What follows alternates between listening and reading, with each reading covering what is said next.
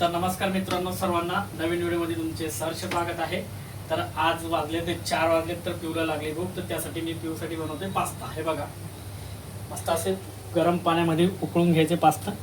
या साईडला मस्तपैकी कांदा तेल वगैरे फ्राय करायचं, ह्या साईडला व्हेजिटेबल आम्ही बनवणार आहोत पास्ता। चला तर दाखवतो।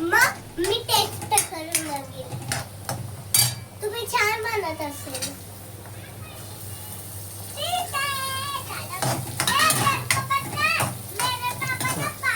छान असं मस्तपैकी व्हेजिटेबल फ्राय करून घ्यायचं।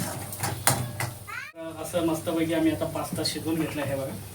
त्याला थंड पाणी टाकून असं मस्तपैकी मोकळं करून घ्यायचं। आणि या साईडला आम्ही सर्व व्हेजिटेबल शिजवून घेतो। कांदा, गाजर, शिमला मिर्च आणि आम्ही टाकले त्यात मेयोनीज। तुम्हाला लागलं तुम्ही पण टाकू शकता, छान अशी चव भेटते।